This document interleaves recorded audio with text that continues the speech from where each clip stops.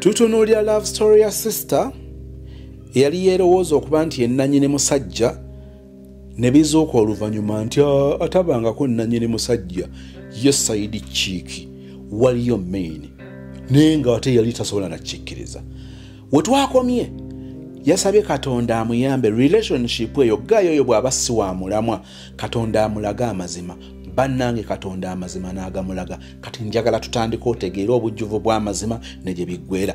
Byewuunyisa gye biggweera kubanga bikyukamu ate ddala. Kitundu kyakubiri. Mr. Sozi nga gayi wangazeemu omuwala mu comment section nga mugamba I love you too. Mr. Sozi nze nawulira nga amaanyi gampedde. Nawulira nga sibitegeera. Wano gwange kana kumpita kwoli ku simu nti gwendi. Munange nga nvaayo ku TikTok nga nsigala ku simu ne mukwano gwange nga asigala ayogera nange naye nga mukwano gwange ebyayogera mu kaseera ko mbiwulira. Bannaye nga mpulira omutima gumenyese nga mpulira sibitegeera. Ne twogera ne mukwano gwange nangamba nsonyiwa mukwano mbadde saagala kugamba naye oli kyali wange mbadde siyinza butakugamba. Mbadde saagala bakukuumire mu kizikiza nga tolina ky'omanyi kwe kugamba. Era we nalaba vidiyo eyo kyantwalira ennaku okwagala okugamba naye nga ngamba naye ne ngamba kankugambe n'olwo omanyi amazima. Nange mukwano gwange gaayo nga twogera ne mukwano gwange nga avaako we yavaako ku simu nga nzirayo ku TikTok nga ngenda ku akaunti y'omuwala nga nkuba screenshot nga nkuba ne screenshot ey'omu comment section. Comment ya gayi nga nayo ngikuba screenshot nga mbisindikira gayi ne mubuuza biki bino. Gayi teyali online kubanga nabisindika wayitawo ssaawa ng'emu kitundu n'alyoka abiraba nanziramu. By that time when nabisindikira teyali online. Nange nga nsindika bintu ebyo gayi ng'akomawo online ng'abiraba. Nambuuza ne mubuuza biki bino. Nenkuba amasibu nga gayi tanziramu. Nensindika message gayi nga tanyiga. Olwaddako kuba essimu gayi nankwata. Ne mubuuza biki bino. Gayi n'atandika kutamwatamwa awo. Gayi ng'atandika kutamwatamwa Mr. Sozi. Ne ngamba ono nno alabika tali ready kumbuulira mazima. Kati nga ngenda ku akaunti y'omuwala nga ndaba ka profile k'omuwala ka TikTok. Simanyi nabwonga engeri gye bwangamba ngende ku TikTok yange nkebera omuwala ono oba mmanyi oba abadde nga ndaba oba abadde nga azangoberera ku TikTok. Mr. Sozi nziseke n'okuseka nga ngenda ku TikTok yange n'omukwano nga ngenda ku TikTok account yange nga bandeetera mbu omuwala she's also my friend on TikTok. We are friends on TikTok. Nga wonoobeera n'omuntu they are your friends on TikTok wadde temwemanyi okitegeera something like that. Nga she's my friend on TikTok. This girl. Mama Aisha Najemba owa Aisha Najemba Furniture Mart Banda opposite akapande Kanabisunsa Girls ayongera okukwanirizaako bwe kikwatagana ku nsonga ez'ebya furniture ng'oggyeko kofini. Mwesige ne furniture kiraasi omutindo ojja kubisanga nga yabikuuma nga yabirina. Akoze entebe okumala emyaka n'emyaka.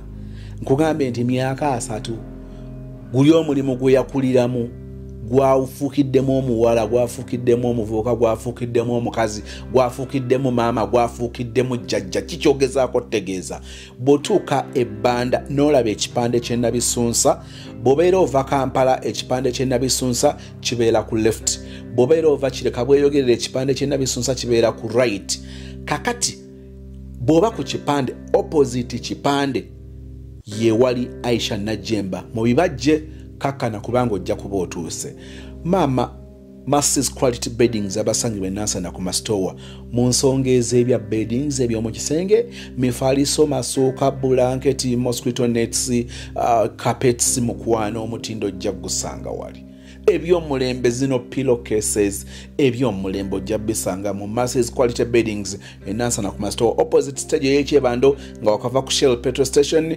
kizimbe ekiriko Epic Motel wansi era ojja kulaba Masses Quality Beddings.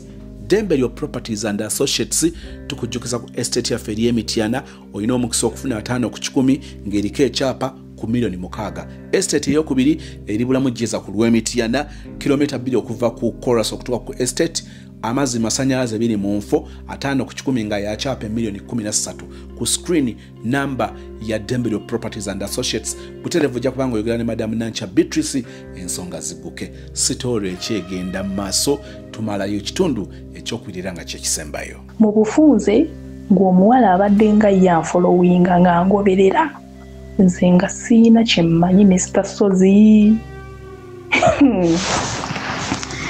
nga siina kyemmanyi munnange omuwala nga takomentinga talayikinga okitegeera naye akola gwa kuviewinga video zange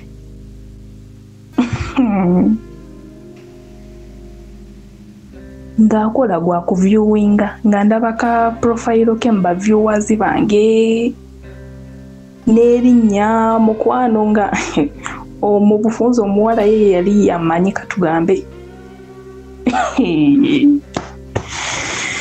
neŋŋamba ne binsobera Mr. Sozi kati simanyi kiroboozo bwe kyanzigira neŋŋamba engeri gy'abadde following ngoberera ku TikTok kankole ki kampostinga ekifaananyi kya gaayo ono ku TikTok yange ndabe reaction y'omuwala ekyamazima kyekyali ekigendererwa kyange kubanga nasooka nenjogera ne gaayi ng'akola ki ng'atamwatamwa tayagala kumbuulira mazima kati neŋŋamba okufuna amazima nyina gajja mu muwala ono Mr. Sozi simanyi na kirowoozo engeri gye kyanzigira mu mutwe nga ngamba kampostinga ekifaananyi kya gaayo ono nze nga nkwata ekifaananyi ekirala si kiri omuwala kye yapostinga nze nalina ebifaananyi ebirala nga nkwata ekimu ku kifaananyi ekirala nga mpostinga gaayi ne mpostinga gaayi Mr. Sozi tewayita na dakiika 10 omuwala kireka n'alaba vidiyo eyo olwagiraba omuwala najja mu inbox yange si mu comment section naye mu inbox yange ya TikTok Mr. Sozi omuwala nga ngamba leave my money nga ngamba leave my money omusajja yangamba takwagala era gwe omwesibako biki lelelelele sayina bigambo bingi olwedde nga mpulira omutima gumenyese nga mpulira bimpeddeko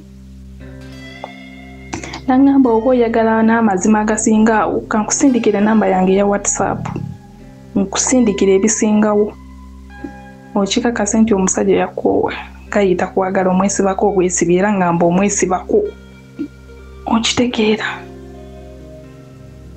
ne mubuuza naye gwe naze gaayo ono takunyanjulirangako nangamba it doesn't matter nze ekikulu mbadde nkumanyi era nze mbaddewo nga nkumanyi wadde gw'obadde tomanyi Mr. Sozi ebigambo byanzigwako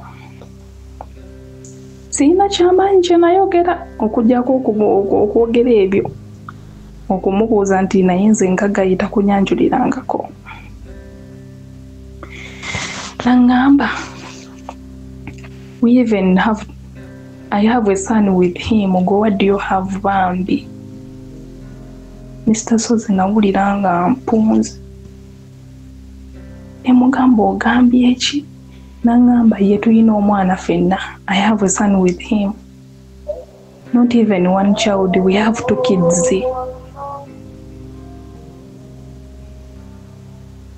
Kati aka we have 2 kids, I got confused. Mr. Sozi ne kantabula. Kambo byo mutwe ne ngamba gayo no bulijja ino omuwala ne we yankwanira nga tangamba. Kale akoko kantabula, I got so confused. Ne ngamba wano no nyino yongera okunoonyereza. Kati omuwala, we stopped communicating mu inbox yange. Jukira ya nomba mu inbox yange ya TikTok. Nenkwata message zonna zetwogedde n'omuwala nenzikuba screenshot Mr. Sozi nenzisindikira Gayi nemubuuza era okyewakana biki bino anti mu kusooka bwadde otamwatamwa kati what is this? Gayi nga asirika, Mr. Sozi nga nkaaba. Mr. Sozi nakaaba. Nze nakaabira mu nnyumba y'Omuwarabu. Obujja bwannumira wano. Mr. Sozi nawulira ng'ensi entamye. Jukira Gayi ono yalina bakyalibe. Yalina bakyalibe 3. Kati ate omu ku bakyalibe abo 3 nange yali kyali wange nnyo. Okitegeera? Kale nga among his friends I'm so open with him. Nono omu ku bakyalibe nange yali kyali wange nnyo. Newankubadde era namulabirako ono Gayi. Kati ate nange he became mukyali wange nnyo. Mr. Sozi nga binzigwako. Gayi we namusindikira zino screenshot eza TikTok. Eza inbox yange ya TikTok. Gayi teyanziramu. Gayi nga ndeka ku blue tick. Mr. Sozi nakaaba. Nawulira ng'ensi entamye.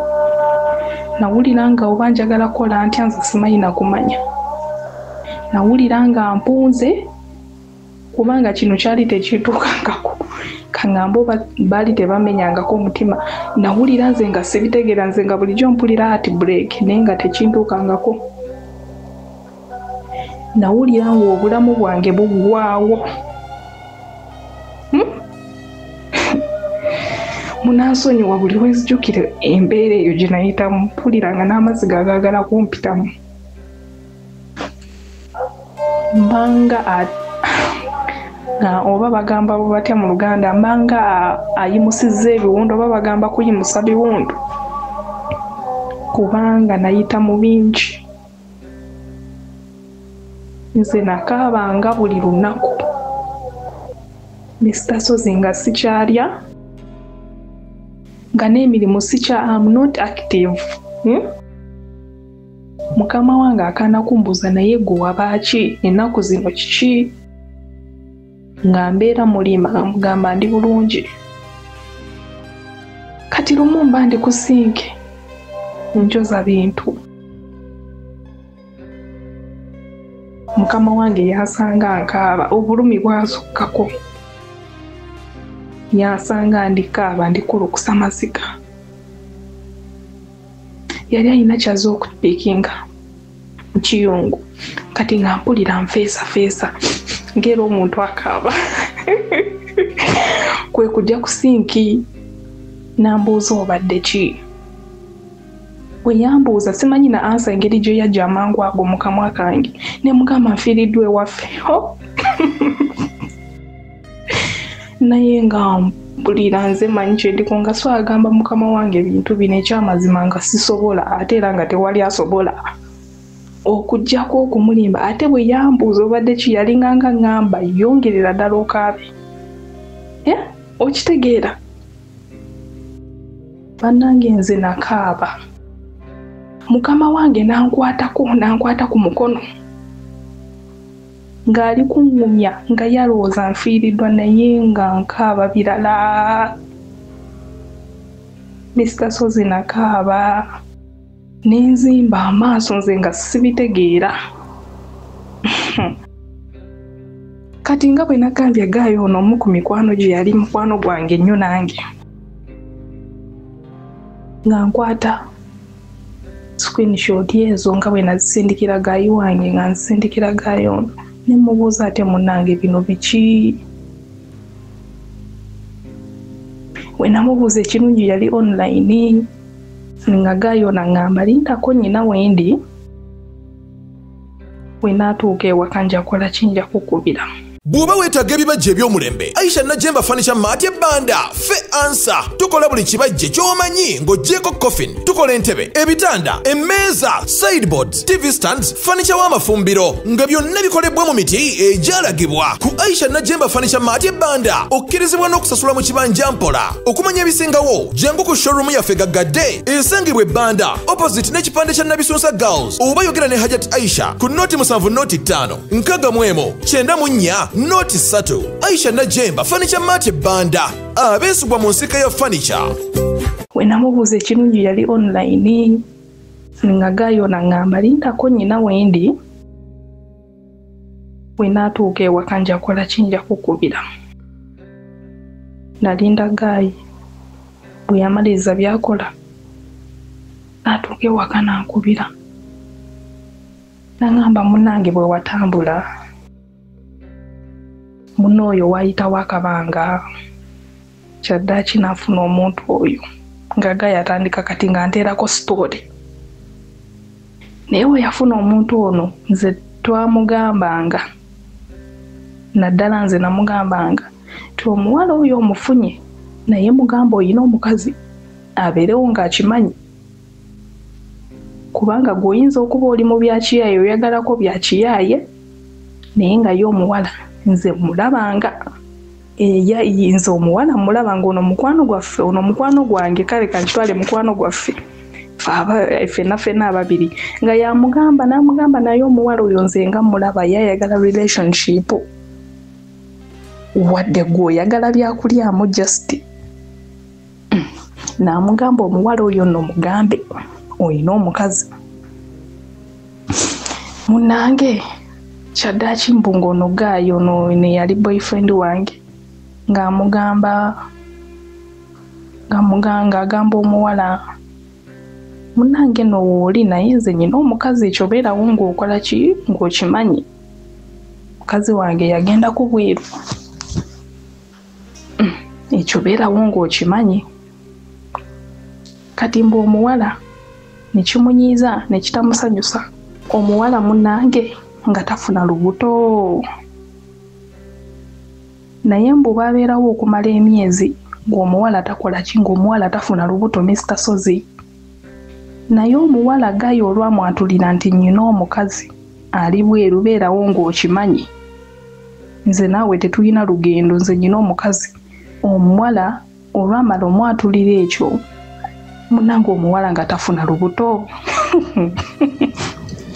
ng'ono mukwano gwaffe nga yali mu kunnyumiza olwo atuuse ewaka ali mu kunteerako sitoola ebintu nga we byali. Munnange mbunga omuwala afuna lubuto. Omuwala olwafuna olubuto ng'agamba Gaayi ng'amugamba nno ndi bulubuto. Gaayo ono ng'atabuka Mr. Sozi mbu Gaayi yatabuka n'amugamba ze saagamba ko njagala kuzaala nze nakugamba nnyina omukazi biki kati ogenze funa lubuto biki. Mbu omuwala gwe kumwatulira n'amugamba nti nze nalaba oyagala kunsuulawo ate oli kutendereza oba bakuyita kugulumiza oba bakuyita batya mu Luganda munanterezaamu awo mbu oba oli kugulumiza oba bakuyita kutendereza oba kutenda. N'amugamba nti oli kuntendera mu mukazi gwo omunkuba. Gaayi n'atabuka mbu ne batabuka bubi nnyo ne bavaawo bubi. Gaayi n'amugamba nze saagala lubuto saagala mwana era olubuto ogenda lugjamu nakugamba njagala nnyina omukazi. Munnange era Gayi ng'amugamba ye gino emyezi gye tubaddewo nga tubeera ffenna mu nsonga z'omukwano ng'obadde tofuna lubuto era olufunye maze kugamba nti nyina omuwala.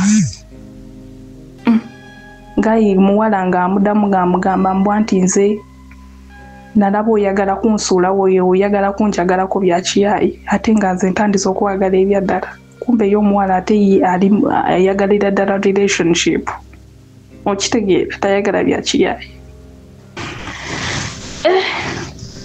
Mbu nga batawuka awo Gayi ng'awa omuwala ssente agenda aggyemu olubuto. Omuwala yali abeera waabwe naye nga gyewa Gayi n'abeerawo n'agenda ewaabwe bw'atyo. Munange ng'omuwala nga Gayi awa omuwala ssente mbu agenda aggyemu olubuto. Omuwala olwamuwa ssente teyali mubi ng'akwata ssente. Mbu omuwala olwakwata ssente munange bwe yatuuka eri olubuto teyaluggyamu naye nga baasigalanga bakommunikatinga ne Gayi nga Gayi amubuuza oli mu mbeera ki. Gayi n'amusindikira ne ssente ez'ebyokunywa ez'omuyisa mu mbeera eyo okitegeera. Munange omuwala ng'amugamba nze nteredde njagala kujja kulaba. Ng'omuwala akomawo ewa Gayi nga Gayi amanyi olubuto bwakoze ki omuwala yaluggyemu nga Gayi yamanyi olubuto omuwala yaluggyemu era nga babeerawo nga baddamu babeera mu nsonga z'omukwano Mr. Suzy. Kati ono bukyali waffe ffe ababiri yagendangayo ng'amulabako ojjukira oli naye kyaliwe. Amugamba naye ng'olwo nno wayiseewo n'emyezi. Amugamba naye omuwala oyo yakugamba olubuto yaluggyamu naye omuwala oyo okimanyi ali lubuto nze mulaba. Ono n'amugamba leka naawe tekisoboka. Omuwala namuwa ssente aggyemu n'olubuto. Muwala lubuto yaluggyamu. N'amugamba tolina ky'omanyi ggwe naye omuwala oyo olubuto lukyali mutalugyangamu. Kati olwamala Gayi ono n'agenda ono kyali waffe ffe ababiri n'atambula n'agenda ono omukwano gwaffe n'atambula n'agenda ne basigalawo. Kati ono boyfriend wange Gayi ono kamuyite na Gayi ono ng'abuuza omuwala n'amugamba naye okakasa olubuto waluggyamu. Omuwala n'amugamba nze olubuto saaluggyamu nze sigenda kuggyamu lubuto. Gayi n'addamu era n'akaka omuwala aggyemu olubuto. Bw'omuwala yali akusimayanga n'amanda oba manda ga rediyo ng'omuwala ayagala kwetta olw'okuba nga Gayi alimuteeka ku pressure yakuggyamu lubuto. Akaseera mbukatuka ng'omuwala ayagala nakwetta. Munange nga baddusa muwala mu ddwaliro. Alidde simayanga manda ga rediyo simayanga na bikyawo nga bamuddusa mu ddwaliro. Kati ono omukwano gwaffe ffe ababiri ondo kyali waffe n'amugamba naye nkubuulire toddamu kaka muwala oyo kujja mu lubuto. Omuwala oyo ajja kujjamu olubuto oba anything can happen at her bajja kusiba. You will be responsible. Okitegeera ojja beera responsible if anything happens to that girl. Munange ng'omuwala bamuddusa mu ddwaliro embeera yali mbi. Ng'ono mukwano gwe ng'amugamba toddamu kaka muwala oyo kujja mu lubuto obuzibu bwonna obunaamutuukako bajja kusiba. Munaye Gayi nga yeesonyiwa muwala ng'amuleka muteeka ku pressure ng'amulekererawo awo naye nga tebyali bya bulungi ng'amala gamuleka ng'amwesonyiwa. Kati mbu omuwala jjukira ali abeera waabwe okujja okulaba Gayi ono ng'aviira waabwe. Bw'akaseera katuuka ewaabwe ne bamanyi omuwala ali lubuto n'ewaabwe ne bamugoba ne bamugamba olubuto olutwalire bbaawo. Naye nga ye Gayi yali yeewaddeyo n'amugamba oba oyagala osigaze olubuto oyina beera wammwe ngenda kulabiririra ng'oli wammwe si wano ewange. Kati mbu omuwala olwatuuka eri ewaabwe ne bamugoba ne bamugamba olubuto olutwalire bbaawo. munange ng'omuwala ajja wa mulenzi Guy teyalina option endala okujjako to move in with this girl okutandika obeera n'ono omuwala nga tewali option endala kuba ewaabwe baali bamugobye nga bamugamba olubuto lutwalire ani lutwalire bbaawo munange nga babeerawo ne Guy olwo nno ebyo byonna bigenda maaso Mr. Suzy Guy twali tusigala twogera newankubadde era obutakanya bwajjanga naye ng'era twali tusigala twogera nga siina kyemmanyi Mr. Suzy nga siina kyemmanyi ng'olwo ndi ku kyeyo kuno nga nkomyewo ku kyeyo kuno e Jordan 2024 bya mwaka guwedde Mr. Suzy nze nga siina kyemmanyi. Nze Masi owa Masi's Quality Beddings esangibwa Nansana ku masitowa. Mwebale twesiga mwebale tuwagira. Ku Masi's Quality Beddings tutunda eby'omu kisenge eby'enjawulo ng'amasuuka, ironing boards, tutunda curtains, tutunda bed covers, tutunda door mats, tutunda amatawelo, tutunda pillows, tutunda wardrobes ez'omu kisenge, night wears, air furnitures, ebitebe by'omukka, emifaliso egy'omukka, carpets tuziina, byonna eby'omu kisenge fe abadiiringa nabyo. Masi's Quality Beddings esangibwa Nansana ku masitowa opposite stage y'ekyebando makati ga Cheap Hardware ne Shell Petrol Station. Enamba y'essimu erine ku WhatsApp eri 07072199. Nga Guy ono amaliriza okuŋŋamba munnaye n'aŋŋamba munnaye nowa ebitono we byali ensonga bwe zityo bwe zaali sigamba mb'oba byali bya laavu mb'oba baali beeyagala biki oliyo omuwala ayagala bya relationship ate nga n'oyo ono yayagala bya kiyaaye n'aŋŋamba so munnaye ensonga bwe zityo bwe zaali yalina okuleka omuwala kubanga omuwala yali asobola okwetuusaako ekikyamu oba okwekola ekizibu ate Guy ono ne bamusiba kubanga yabeera responsible. Option yaliwo okwesonyiwa muwala azaale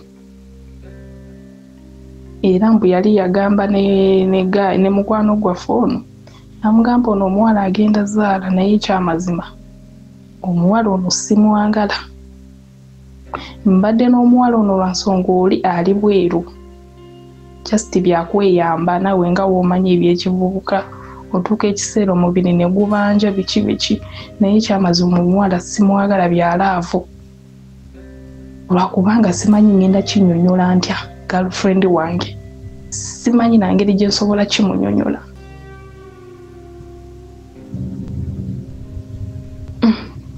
Era ono n'amugamba munnange olina engeri gyo ojja munnyonnyola ojja funa engeri gy'omunnyonnyola. Ebyo byagwawo mwezi gwa mukaaga naye ng'era Guy munnange twasigalanga twogera Mr. Suzy nze nga siina kyemmanyi nga siina kyemmanyi mukwano kati byonna kwe kubimanya munnange nsonga bwe zityo bwe zaali n'omuwala kwe kunombamu inbox nga ndaga amanyi nnyo kumbe ono ye yali yamugamba about me yali yamugambako oba omuwala ye yandaga mbu ayina oyo wadde gw'obadde tomanyi okitegeera naye nze nkumanyi. Ne neebuuza mukwano ky'ogwa batuusawo omuwala atuuke n'okumanya amanya gange ge nkozesa ku TikTok tegeeza yali amumanyi nnyo wadde nze nali siina kyemmanyi kyewuunyisa munnange nga tubeerawo mu mbeera eyo olwamanya amazima. Kati mbu omuwala ono yamuvinga in Guy ono yamuvinga in n'omuwala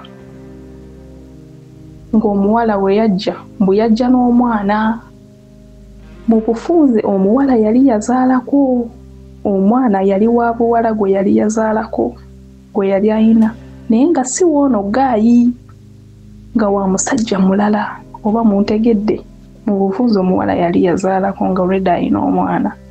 Ekyasinga n'okuneewuunyisa mbu Guy ono yali already akimanyi bw'omuwala ono ayina ki ayinayo omwana kati ate ono Guy ng'ayinamu n'eri endowooza omuwala engeri gye yazaalako ayinza obutapapira bintu byakuddamu kukola ki kuzaala ng'ayina n'eyo endowooza naye yali agiyina. Kati obuzibu bwe bwava munnange kwe kumugamba bino ebyange muze gino omukazi ali bweru era nze bino bya kiyaye biki byakweyagalako just tokitwala siriyasi. Nga nange tusigala twogerezaganya n'ono gayinza olw'ebyo byonna byonna mbu nga siyina kyemmanyi. Mr. Sozi nakaaba. Njukira nze ono gayi nali simuyinaamu mwana. Obujja bwannumira wano. Obujja bwannumira mu nnyumba y'Omuwarabu. Bannange nakaaba. Nga mpuliranga n'okukola kuntamye.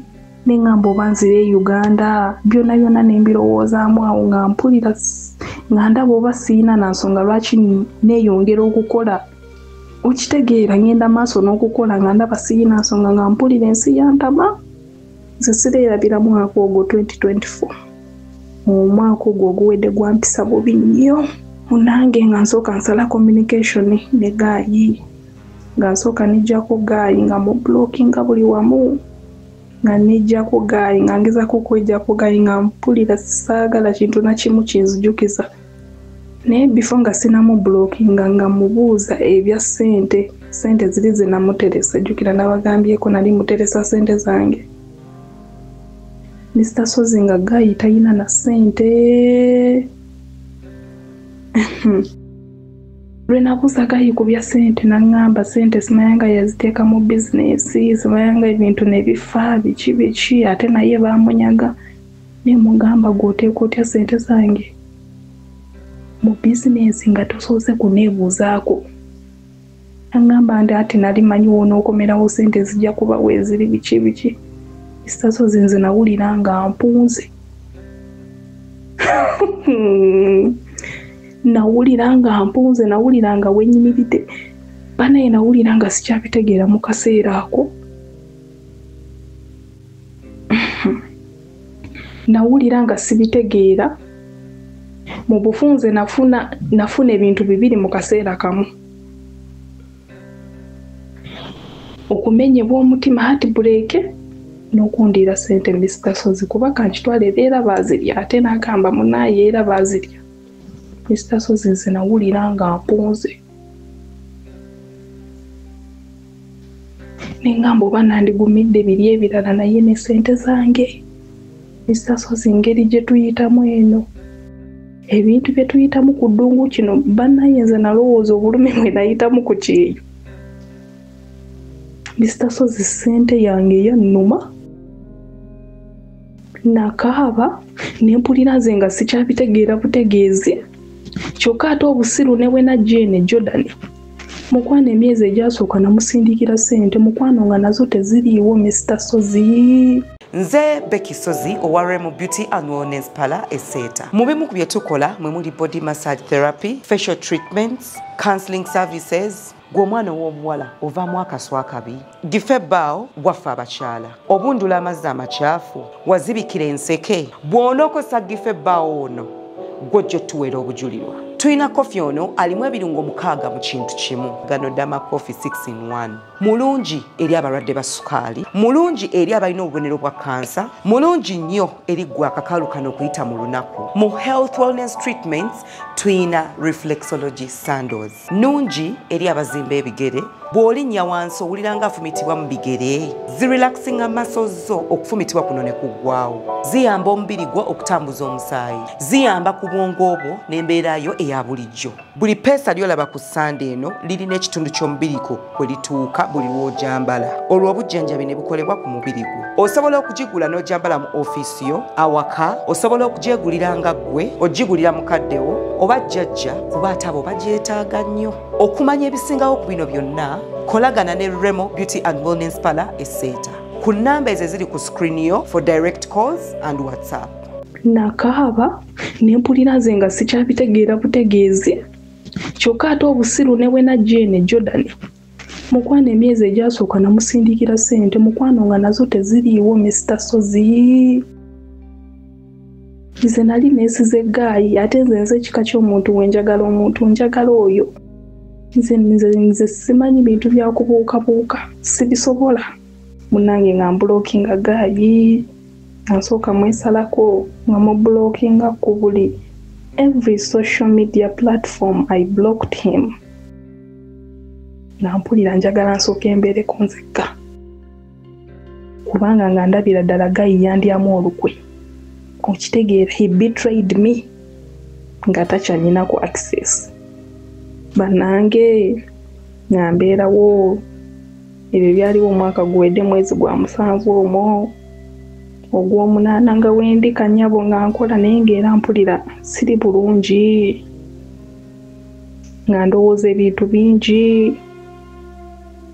nga byonna ebiguddewo mu kaseera ako biri mu mutwe tebinvaamu nga nawe nga womanyi ng'oli mu heartbreak ekizibu kumala geerabira n'osooka n'olowooza bye mwayitamu n'olowooza embeera etuuseewo kale nalowooza ebintu bingi mu kaseera ako ne tuyingira omwezi ogw'omwenda nze Mr. Sozi nga sitereera nga Gayi namublockinga naye nga mpulira obulumi nkyayina bungi kale kyantwalira akabanga okutereera ne tuyingira omwezi ogw'ekkumi jjukira ebyo byaliwo omwezi gwa 7 ne tuyingira omwezi ogw'ekkumi era nga ndi mu mbeera eyo kati ogw'ekkumi n'ogumu omwo ne mpulira nga omutima gulinga oguwewukamu nga mboba nga ninga atereeramu naye ng'era buli bwe nzijjukira ebintu ebyo bannange mbanga gwe bakutte mu bbwa nga nsituka buto nga nziramu nkaaba ng'oyinza ogamba bibaddewo wiiki ewedde naye nga jjukira tuli mwezi gwa 10 jjukira ebintu byaliwo mwezi gwa 7 naye ng'oyinza ogamba bibaddewo wiiki ewedde oba lunaku lwajjo nga nziramu nga nkaaba ekyamazima nalwawo okuwona naye ate era kaŋŋambe mbu oba Mukama ono alina engeri gye yannyamba. Mukwano twatuuka Desemba ne ntereera nga sikyabirowoozaako nga ne bwe mbirowoozaako kale nga sikyakaaba okitegeera time kemu nga sikyakaaba nga mbirowoozaako ojjukira luli nali nga mbirowoozaako ng'era nziramu nkaaba naye akaseera kaatuuka nga bwe mbirowoozaako mukwano sikyakaaba nange nga tuyingira 2025 ono naye nze nga n'oli Gayi ono omukwano gwaffe ababiri gwe nabagambyeko twasigala nga twogera kuba ate ye naye yali afuuse kyali wange kangambe mu mikwano gy'ate yali afuuse nnyo kyali wange. We became so close okitegeera munnange nga tusigala twogera n'ono Gayi nga tubeera tunyumya byaffe nga n'ebyoli nga tabiŋŋambako kati lwali lumu era twali tunyumya naŋŋamba n'okimanyi noba atabuse onze ate kiki bw'omuwala oba yakola atya oba omuwala oba yakola obwenzi Gayi n'abimanya ne balwana busungu obungi Gayi ng'akuba omuwala bubi nnyo yamugamba nze ndeka munaye toddamu kuŋŋamba ebyo toŋŋamba ndeka nita ntereera toŋŋamba bannange munnange nga tubeerawo n'ono Gayi ye twasigala twogera jjukira ono Gayi yayinako girlfriend naye ne baawukana kale omuwala yali abuukabuuka omuwala tatereera ne baawukana bwe batyo Gayi n'asalawo yeesonyiwa omuwala ng'omuwala tasetolinga wamu kati nno munnanga akaseera kaatuuka Gayi ono ng'atandika kunkwana Mr. Sozi ate ng'olwo nga yankwana guno mwaka mwezi gwa kumeka mwezi gwa 2 ya mu February omwo nga Gayi ono tatandika kunkwana Mr. Sozi kati wano nono wenjagalira n'omumpe ku magezi Gayi ono ng'atandika kunkwana ne mugamba oli kunkwana naye okimanyi oli kyaliwo newankubadde nange olubadde oli kyali wange naye okimanyi tukitwale kale ndi ex wa kyaliwo ng'olaba kikola does it make sense nayamba nkimanyi tekikola kale kangambe tekikola naye nze ekyamazima nkwagala era nze neomwatabukanga ng'okola ebbuba ng'obuba gaayo takyakuwabudde nze nga ndaba gaayo tamanyi kyayina kale mbu nga ye alaba ono gaayi nga yanyumiza mbu nga ye alaba gaayo oli yali tamanyi kyayina kati mu bufunze ye oli yakitwalanga nti I'm always nagging buli kaseera nnyomba naye ate ono yakirabanga mu ngeri ya laavu ng'era ng'ono omutima agamba how I wish she's mine kale singa wange nkitegeera kale ng'ono ye alabira ddala ate oli yalabanga nze ninganga amuleetako omumwa omanya abasajja ebyo boogera omukazi ayomba omukazi andeetako omumwa biki kati ate oli yakirabanga mu nze embeera nyombayomba kumba ate nayombanga wadde ye yakuyitanga kuyomba newankubadde nze na complaininga all I could do to express how I'm feeling to him naye nga ye takiraba nkitegeera kati ye yakitwalanga nti nyomba biki kumba ate nayomberanga nsonga ndaba naye yali akyuse nga sikyamutegeera nkitegeera kati ate ng'ono munnanga amakala how I wish she's mine nga ye era agamba kale ono tamanyi kyayina munnange gaayo ono nga ŋŋamba bw'atyo ne mugamba naye nze ekyamazima ndaba tekigatta Mr. Sozi nga ŋŋaana ne mugamba nedda sigenda sobola ne tubeerawo awo nga tusigala twogera naye ng'era nagaana biri nagaana nga ndaba tekigatta ge mazima nangamba ekyamazima nayagala n'okugamba edda naye neŋŋamba kansooke nsirike kati mbu bwe twayawukana n'ono gaayi nagamba kanjogere ekindi ku mutima ekijja kijje nangamba ekyamazima gundi gwe nasooka okutya okugamba nasooka n'entya naye just no mweri ebbanga lyonna lye mubaddewo nga mufuna obutakaanya n'ebigenda maaso ekyamazima I started falling for you nze nawulira nga bimpeddeko ne mugamba nze sigenda sobola ge mazima era twasigalawo nga twogera naye communication nengisalamuko okitegeera nensalamu twasigalawo nga twogera naye nga si nnyo nga luli kati Mr. Sozi mwezi ogwokusatu awo njukira ono gayi yabiŋŋamba gwakubiri kati ogwokusatu awo nga gugwako simanyi nakumanya we listen but we don't judge omange Mr. Sozi nga mpulira omutima sibitegeera nga mbobanga ntandika omutima gutandika kwagala gaayi kangamba obanga ntandika kutendewalirwa mpolampola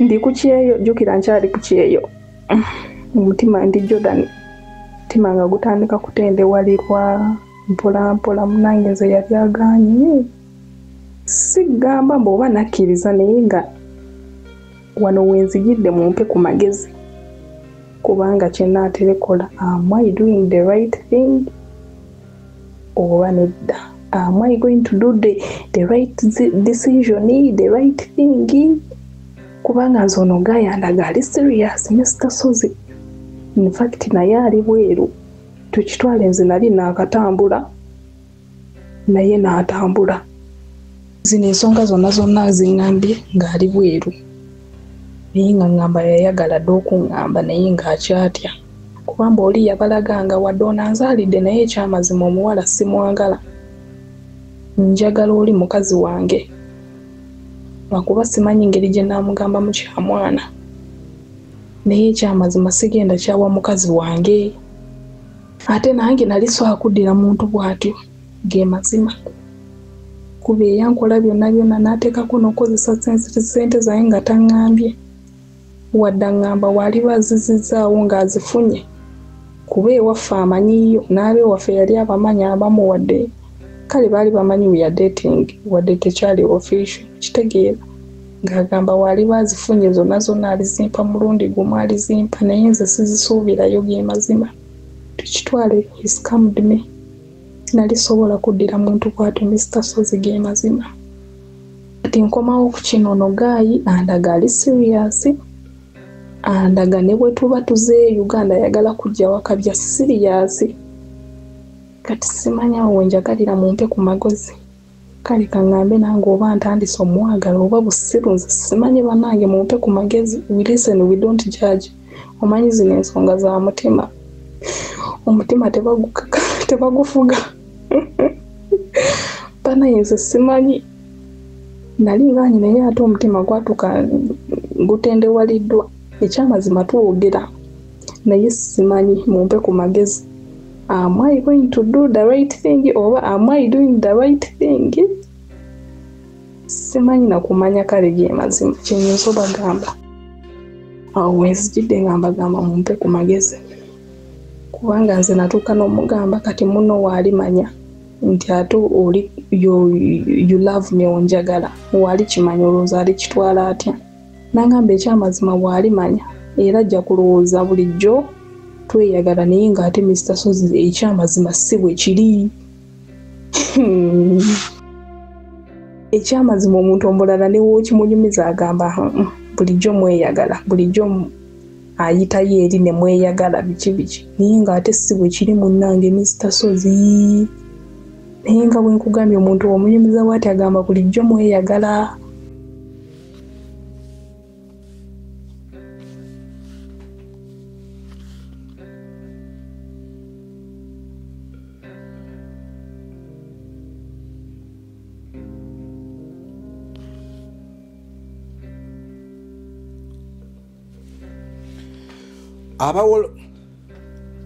following the love story n'okuva ku kitundu ekisoosa okutuuka ku kino ekyokubiri ekisembyeyo bino nabyo biwulidde. Sister yali alowooza nti ye main mukazi n'azuula nti ye side chick yawedde emirimu kubanga oli yayingira amatwale n'agawambira ddala okumanya yawagawambira ddala n'agamba nti balina n'abaana babiri kaze kezuuse nga bali babiri oba ali omu gwogenda kugamba nti ali omu kubanga bakkiriza babeere nga bazaala asooka noono gwe yamusanga naye nakkiriza abeere nga amuleeta naye waliwo emboozi erumiddemuko sisita kino sigenda kukikukweka naye waliwo emboozi erumiddemuko omulenzi ono okujja akugambe nti akyali bize kitegeeza ali amaze okuwuliriza by'omugamba naye nga talina budde oba oli awo bumala kubirespondingako tugambe nti teyawuliziganyako na mulenzi oli kukola script ku lukalugero olugero lusobola okubeera olutuufu naye nga balina direction oba ango mwe basazeewo okuluvugira lugguke kale ebyo si ensonga kubanga newankubadde nga byali oba babipanze ekiboozi bakisavuwaza neero ekiboozi kyalimu amazima ate ekiboozi kyalimu obulimba kyalimu obuyaaya so ekyo kyo tetugenda kunoonya ku ekyo gamba nti wali yejjerera nteyejjerera ku nkomerero naawunzika kimulya njagala kuzzayoko katono emmega relationship eno etandise 2019 nejjeeka erema mu 2024 njagala okwogera ku bigambo bino abantu abasalawo nga naddala relationship zammwe zikyali nto oba abantu abasalawo okuva e Uganda mugende ku mawanga okunoonya ssente njagala kubabuulira obwongo bwo kiyingizengamu mpola mpola nti emikisa gya relationship yo emikisa gya marriage yo gisaliseeko bwe ngamba nti gisaliseeko sitegeeza nti obufumbo bugenda kuggwaawo naye emikisa gy'obufumbo bw'okugalangatana okutuuka ku kuhitinga rock giba gyeyongedde kale kikuyingirenga mu bwongo nti bw'ogenze mukama bw'akuyamba ssente n'ozifuna n'obufumbo n'obusigaza tuneebaza naye emikisa gy'okusigazaako ekimu njagala kutegeeza nti giba mingi tandika okukyeyingizanga mu birowoozo byo obanga oli ku kyeyo relationship yo okusaanawo olwa distance yammwe it is not something kye tujja okwewunya nga kibaddewo with the experience tukizudde ng'ebibiri okukola ssente n'okusigaza relationship bitera obutakola mukago wabeerawo ka relationship akaliwaawo naye kaba kakukolerera nnyo nsuubira nti ontegeera bwe njogera bwetyo Guy ono at a certain point twaligambye nti oba oliawo teyagala muwala amuzaalemu teyagala amuzaalemu bwe bamupostinga ku TikTok nga bwe bamwagala ennyo n'aliplayinga nti naye amwagala nnyo ekintu ekyo nga kinene bye mulaba byendaba bwe mubiwulidde bwe mubyanalyzinze bwe mbikoze kyali kinene ekirungi sina we mpuliridde sisita nga nnyonnyola nti ate baddiŋŋana okuva ku ebyo ne waaliwo ebyali bitagatta omuntu banne mbabuulire mu wansi w'enjuba wano omusajja okugamba nti omukazi simwagala naye ng'omukazi akyali mu maka mbabuulira bino nkiddemu bawala omusajja okukugamba nti omukazi waka gyali mwinamu n'abaana naye omukazi sikyamwagala omukazi yantama tetukyasula mu kisenge kyekimu njagala okukutegeeza sooka ove ku mboozi waliwo ebirina okukwatikako emikisa gy'okubanga bakulimba mingi kubanga ekimu ku byewuunyisa wayita akaseera katono abaalina abaana ababiri ogenda okulaba ng'omukazi ali lubuto kati omusajja bwajjanga akugamba lwa neiba lwa mwoyo mutukuvu agenda tuzaalira muto adda ku Yesu kiki ekyo waliwo tulina okukula ng'emboozi ezimu tulina okukkiriza nga bwe mulaba obufere waliwo omuntu akubira essimu akufere nogani temulinaayo kapya mukama temulaba nga mukakozesezza nnyo mukamazeemu supu n'alyoka akuwerekereza ebigambo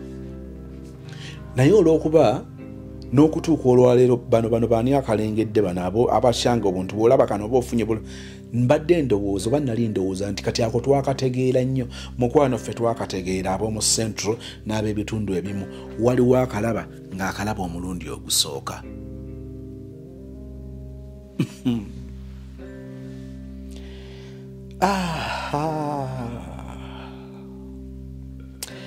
mukazi yantama ogenda olaba nga oli ali lubuto omukazi yantama ng'omwana bamuzizzaako omukazi yantama ng'azaala abalongo mugenda kubanga mwagala kutugamba nti nga bwe kiri nti omukazi asobola okubeera n'omusajja gw'atayagala n'amuzaalamu n'abaana mbu bwe kirine ku basajja nga si kyangu ku basajja awo nga tetunnaba kutuukawo nnyo ntuuka okuzaala omwana asooka owokubiri owokuna owokutaano mu mukazi gwe saagala nga ndi musajja nga bansibawo omukazi yatuliisa nti bwenvawo mbasina wengenda kutandikira kiba kiki ekyo bannaffe ebintu ebimu tulina okwaupgrade nga tumanye nti awo twavaawo omusajja ono waliwo we yali alaba obuzibu mu kukugaana okudda ku kyeyo ng'ayagala muli akatono ke mulina yaleeta ekyokulabirako ekya bakama abo bwe baakuyisa ebyo byali bituufu naye ate mu kyo n'aleetamu n'ekyokuba nti singa okizuula nti azadde omwana waliwo awo ekyaliwo ky'otaagatta bulungi n'oba oli awo ga yalina endowooza nti bw'otaddayo ku kyeyo n'obeera awaka olina by'oyinza okumutaasaako kati wano watera okubeera omutawaana diri w'osalawo n'ogamba nti ngenda ku tradinga ngenda kuwanyisa okunoonya ssente n'okubeera mu bufumbo kituufu waliwo tuyinza okugamba nti omulimu guno gugenda kuthreateninga relationship yange oba marriage yange naye ng'okimanyi nti okuleka omulimu relationship ejja kusobola okukuwa byombi waliwo nga tis just nature of work nti omulimu guno oli tagana buganye kukola alina ekika ky'omulimu kyaganye ate waliwo alternative ekyo kirala so ekibuuzo kigambye nti diro nyinza okugamba nti kakati okugenda ku kyeyo ngenda kireka for the sake oba olw'obukulu bw'amaka gange olw'obukulu bwa relationship eno ekyo ekintu kiwanvu naye nga njagala okukubuulira nti ebiseera ebisinga wootuuka okusalirawo ogende ku kyeyo wabawo gy'ogatta nga tebigenda kuggwa era abasinga obungi bajja bagamba nti kale nali nfunye omukisa gwange nalina relative antwale Canada nali ngenda Bungereza waliwo yagenda okumpeerera naye omusajja n'alyoka nimbalimba abasinga obungi bawunzika kibalidde ne bejjusa kati wenkudizaayo wali nti gwoyinza obanga wali mutuufu mu kyokulemerako okugenda ku kyeyo kyokka nga ne Guy yali mutuufu ku kyeyali asinzirako obutaagala ggwe odde ku kyeyo kakati tuteekwa kubanga tutuka ku level ey'okuba ne mutual understanding ffenna nga tuli ku page emu ne tukkiriziganya okukkiriziganya oba ne tukkiriziganya obutakkiriziganya kino ekintu abamu temukitunuulira n'ogamba lwaki omusajja ono yabadde aŋŋaana okugenda ddala kyabadde ku kiri kyokka ate lwaki eyogedde ku ky'omwana singa nzuula nti alina omwana waliwo ne approach ezimu nga bw'oba oli musajja oli muntu mukulu olwo ebintu ebimu bikkiriza nti byabaawo ng'oteeka okufeesinga omuyaga ogwo nti owaye saagala bino ebigambo obiwulire mu lugambo kambi kugambe amazima amatuufu gali nti gwe omukazi atagenda kungalamiza nkuba embooko olwo by'oteekawo n'ogamanyi amazima ge gano gajje ku nze kati omwana ono yajja mu bulamu bwange tosooka kugamba yajja mu bulamu bwaffe mukazi ajja kukubiraawo oluyi oba akatayimbwa kino kyabaawo munnanga amazima ago galuma ne gatera okutaasa njagala tudde eno mu maaso katonda bw'akuyambanga n'omusaba abeeko kyakulaga n'akikulaga teeka mu nkola njagadde sister nti ku nkomero ya byonna yakigattagatta n'alabanga relationship nera nani agadde okumanya omusajja ono ng'omaze omublocking omugjeyo yaddamu kko n'akomawo ng'ayagala oluusi oba okunnyonnyola waliwo wayagalira akunnyonnyole ng'okoze screenshots zonna obimuweereza omuwala akucontactinza mu inbox byonna obimuweereza n'oyagala akubuulira amazima waliwo olumu nga tetwetaaga kunoonya mazima ng'amazima ge tunoonya gali ku ttebo kati yali agenda kunnyonnyola ki n'oteekawo embeera n'otandika okugenda ewa mukwano gwe kyakutaasaako wafunako ka relief ng'akuwaddeko ka version akalala olumu tubeera ng'ogamba oba yalinimbye oba yalinnyonnyodde kino kale oba twalikayanye tuba n'ekintu ekyo ekitulimba oba tutawanya nga tulowooza nti oba oliawo singa ofunye omukisa okwogera n'omuntu kino walibadde ofuna ansa yakyo eyo nayo ebeera mbeera ya bulumi era owunzikane bw'oyogera n'ebibatawanya muyomba olusi mulwanye n'oyongera kukola nsobi ku nsobi kati ekyo kyokka kyewali osanze ku TikTok omuwala ne mujja ne mwogera n'akubuulira bye yali akubuulira omusajja kizibu nnyo okuba ng'alina ansa ey'okugamba kyovulayo akawadingawe n'abeera eri n'asirika ago gonna gaali mazima ge wayagala okulaba surprisingly laba bwe bijja nga omaze kusaba bw'oba ojjukira obulungi okusinza ku byogambye oli mukwano gwe yali yeesika ekintu yakirabanga leero ne wayita wiiki nnamba nga takinyegako niwayita ennaku eziwera ng'asirise kati ate mu mbeera eyo mwokusabira oba oli awo tukkiriza nti mweyafunira obuvumu najja n'akugamba omulala yaligambye nti ogamba sisita singa teyasaba singa ono teyajja bwabanga lwaki teyajjirawo tukkiriza nti okukola kwa katonda kwali naye n'amuwa obuvumu najja n'agamba ono ekisinza okuluma nti akasente kaffe baakalya waliwo relationship kyovulaba abasajja abamu bw'omukyawa ayagala buli kyeri akuwadde okimuddize aleme kufiirwa byombi kafiirweko gwe naye aleme kufiirwa bintu bye omusajja ng'alina kyeyakuwa ayinza okukwambula gye bali abasajja ayinza okukwambula n'agamba nti mpa essimu yange togenda kwogera n'abasajja balala ng'okozesa essimu yange muwala gwonjoze Irene onjoze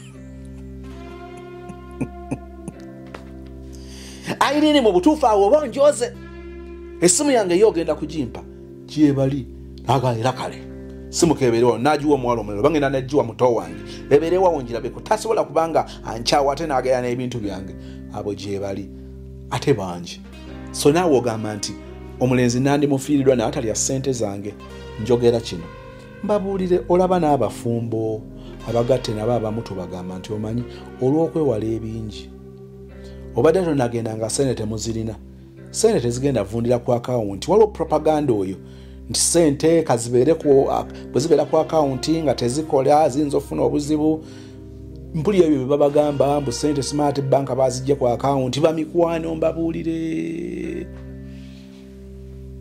omu propaganda mutwale obudde mutegeere enkola za banka waliwo obulala buli awo obubbi bwa banka bulalamu banka ziyinza oba nga zirina emivuyo n'emiralamu ku gino obusente bwogenda gwe kafenye ebbuga lyalabisi n'ogenda ku akawunti yo n'osanga nga sente zonna baziggyeeyo bw'okola okunoonyereza waliwo nabeeranga nga sente akawunti yo sente zeesazeeko munnange era bwe ŋŋenda nga mbuuza kakati olera olina visa card kati bakuyambako ne mugenda buziba mu nsonga ezo era ogenda okuzuula nga kiri yaggwe si banka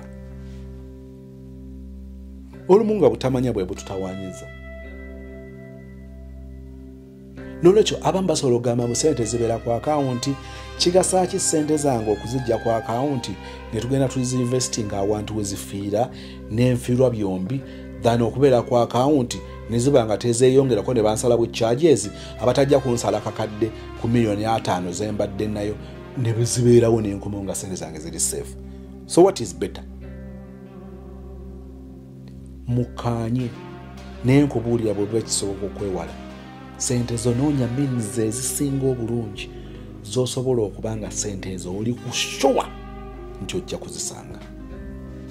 Mulina ba boyfriend abatatya kuswala, mulina abazadde ba relative emikwano egitatya kuswala. Ye kasaya zikozesa mujja kuleppuka nga tatya kuswala. Awo nawo gendererawo kakati ono omulenzi ono omupya eyakubulira bwino okunzikanga kukwana wala owesekeredde kati balaavu ye wagijjeewa nenno nze ndowooza nti ebimu ku byakuleetedde okufuna laavu y'omulenzi ono n'okubeera idol tolinaawo omulenzi ali awo ali siriasi mu bulamu obwo oli ku kyeyo kakati akabanga akagenderedde owulira nga walingidde mu relationship owulira omisinga okuyita baby owulira omisinga okugamba nti oli beautiful omisinga bwa I love you omisinga bulaba ne bw'olikomawo ekyaddondo kyendi kukola kendi kukwatako olunaku olunjagala buli kimu tukikole nga basoose kussa ku drip. Gwe abaana begamba ebigambo mu inbox eyo naga nti bannange nagamba nti bebi nze nkubuulira saagala onoonyeze mazzi walalambu ate akasuwa njagala katubeera awo tugenda okuyingira ettendo nga microphone yekuli wano naye nga waliwo n'oluseke olw'amazzi oluva mu kasuwa paka mu kamwa saagala tukagamba nti ate kakati omukwano drip banteekeko drip njagala tukole buli kimu ng'oli ku drip kati omuwala bwawe n'asemera nagamba nanga ate ekyo nga kagenda kubeera masavu nga gookya abamu babimisinga okubiwulirako obuwulizi niwankwadde nga tebiri siriasi byakwesudi oba kwerimba waliwo ababimisinga ng'agamba nti oba oliawo nandibaddeko n'oyo yannimba obulimbi. Olaba abakazi abafumba agenda n'agamba nti maama omusajja ono yandibye newankubadde nga ndi mufumbo n'obulayo yadde akukwana waakiri ogaane bugaanyi nokati ndako mbakwane ku mico gaabo n'ogenda bagaana nawayo obeerawo omukazi ndi wokwanibwa noga kikyotegeeza. Omulenzi ono oyinza obanga oli idol mu bya relationship mu bintu by'omukwano nga kyokka kyekikusindikiza. Abawala asobola okukkiriza omusajja nga si gwagwana ne kubanga yamukwanye nawe ate balingenda bajja wangenda beetungako ono ye ali mukunkwana ekyokubanga ye tayagala baddugavu tayagala abeeru tayagala bampi tayagala ggwanga bweriti tayagala muntu wakikula bwe kiti bituuka nga tebikyali nsonga kubanga ono yaaliwo n'agenda n'aliwo. Oteekwa okuba n'ensonga eziri solid. Va ku bino byagamba nti mukomayo ekyaddondo ekintu akimaking official it is okay. Bwaba yagala okukimaking official naye genda mpola. Relationship zino ate zo bwe zikuba bubi ng'oswadde emabega ne maaso. Era omulenzi ajjanga agamba nga bw'obyogedde nga temulina bwe mukikakasa nti mwali temweyagala ate nga mwali temweyagala naye nga tolina bwe okikakasa. Okujja kwanga abasajja babuze bw'obanga olinawo abalala abakukwana batunuulire onaabeere ku bulinzi naye tomuwa nnyo budde. Nkiddemu okitegere bulungi. Waliwo olumu obuwakatirwa obw'ebindu obujja buli ku bantu baffe nga bulabika ng'obutono naye nga buyinza otufuukira ekizibu. Abakazi bangi gaayona okujja ng'era akukwana oluvannyuma lwa bino byonna byategedde. Sisobola kugamba nti tasobola kubanga alina omulamwa naye sisobola kugamba nti alina omulamwa kubanga sindaba gulaba nga bwe nandyagadde gulaba mbeere mu mativu. Tubeere ku page emu naawe. Ekirala abaana ab'obuwala mugendererenga nnyo abasajja ababasigula nga bwagamba nti musajja wo tamanyi nakyalina nziba naye nenfuna gwe mba mmaze no sense. Abo bennyini obasanga nabo balina bakazi baabwe nga ne bakazi baabwe babagamba ekigambo kyekimu.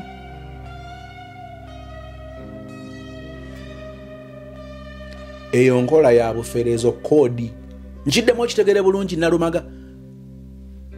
gwenna kandi otegeera ensonga ze ngamba omusajja okujja n'akugamba nti nze bannange amanyi bbaawo n'agamba nti nze nkubulire musajja wo nze ne bannange nze ne nkukwatako bannange nze nyi bannange kale oli muwala mugezi bannange kale oli muwala ategeera oli muwala mukozi oli n'emikisa nze sima buli lwe nkusinkana bintambulira bulungi ne bw'oyogera bwogezi nange ku ssimu olina ku lubeera lwa njawulo sente ziyingira ezo kodi z'abafere nkiddemu otegeere bulungi amagezi gaze ezo kodi z'abafere abasinga obungi aboogera ebyo biwunzika baggusa byabwe nga gwokafiiramu kale tokyamukanga oli muwala olinyere ku nnyonyi onoonya ne ssente kati okwata sente n'obala sente ezitegerekana olwoza kyonna kiri n'okiggusa ne bajja ne bakusudiya busudiya teweetaaga confidence teweetaaga confirmation ya musajja okumanya nti olina omugaso guva mu ggwe nga gwogwerabira omugaso guva mu nze teri amanyi mugaso gwange okusinga nze teri amanyi maanyi gange teri amanyi busobozi bwange okusinga nze naye abaana ab'obuwala awo babasikira eriyo omusajja akugambye n'owawala bwe kituuka nga omusajja alina engeri gye yakulagako ewaka nti wano ne wano sikutegeera munnange yayogera ntakutegeera yali akulabye ng'okola oyogera olaga ebiraga nti totegeerwa sigambe nti totegeera naye ng'olaba alina engeri gya kubamu ebituli abasinga obungi abo ababa babyogera amala kutandika kubeera naawe n'abeera na mubi nnyo n'okusinga oli bw'abanga n'okubeera naawe abadde naawe nolwekyo ngambye nti ezo kodi z'abafere kodi z'ababbi omuntu akusigula ayagala awangula omutima gwo ng'alaga nti oli gw'oyagala talina mulamwa ng'avunza oli era nze nakwagala dda era nze nali simanyi nti ndifuna n'omukisa nali ntya kukugamba kubanga olwedde oli yali waali ayinza okunfuna obubi kakati munnange era bwe mwayawukana ne ŋŋamba kakubye naye omusajja oyo yali tamanyi kyalina nkiddamu ogusembayo ebiseera ebisinga ezo kodi z'abafere nze ndabye abawala mu nsi n'aludde okulaba omuwala alinga ggwe kodi z'abafere lwaki alina okumentioninga ku bali abalala ayogere ku ggwe